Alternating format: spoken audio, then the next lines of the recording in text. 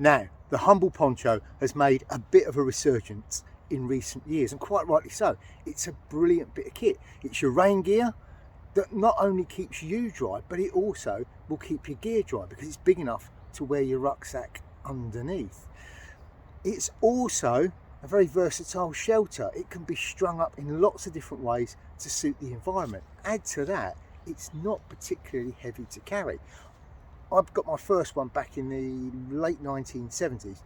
Brilliant item that was eventually superseded by a basher, which I'll go into the reasons why in just a moment.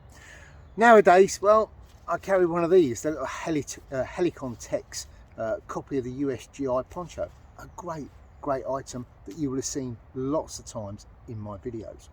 I also have one of these ones, the Dutch Army ones, which tends to be, if I'm out overnight, if I'm out for a couple of nights, this will be what I take. Now, what we're going to look at in this video is, well, the weakness of these and why I actually originally stopped using mine back in the early 1980s.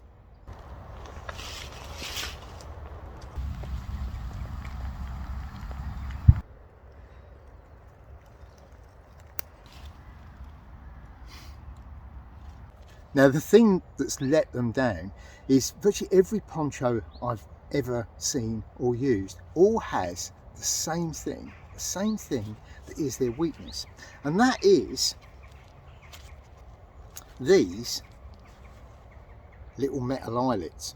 Because the fabric, while being waterproof and lightweight, when it's tensioned, and you want it tensioned if you're going to put your shelter up properly, it stretches very slightly. Now, when these are fitted, all they do is they use a hot knife and they cut a round hole the exact size of the grommet. They put the grommet through and they then hammer it in place, and they've got this hard, durable eyelet that you can put tent pegs, etc. through. But when you tension it, that fabric stretches, and instead of it being a little circle, that hole, it becomes a slight oval, and these begin to get weak. If you're using it on a regular basis, well, what happens is gradually these grommets pull out, which can be inconvenient. It could be disastrous. If you're out on the hill and those eyelets go, well, suddenly you've got a bit of a problem. But I've got a solution.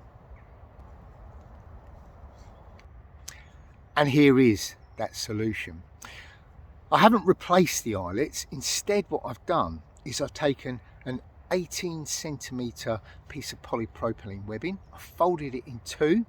I've then folded that and placed it so it runs either side of the fabric. So I've got an outer side and the inner side.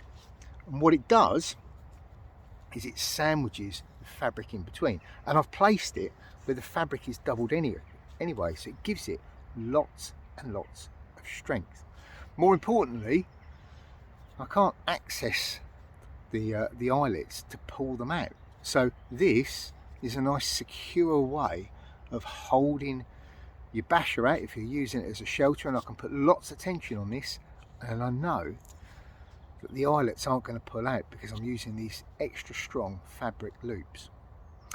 The reason I went for 18cm folded, so it's a 9cm piece, is that so that I haven't got loops dragging on the floor while I'm using this as my waterproof covering. But as I said, it allows me to put lots and lots of tension so I can get a good taut shelter up in case that weather is bad, and I know no matter how bad the weather gets or how much tension I put it under, these are not going to pull through. And it's a relatively quick job to do.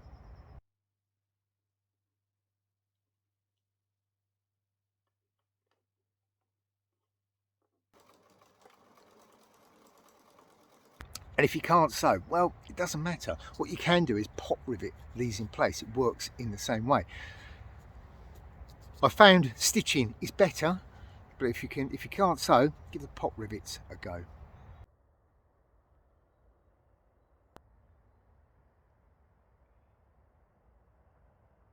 So there it is, my little Bushcraft gear top tip. It's a quick, easy solution to a common problem, and it makes what is a good piece of kit an excellent piece of kit, and it doesn't take very long to do at all.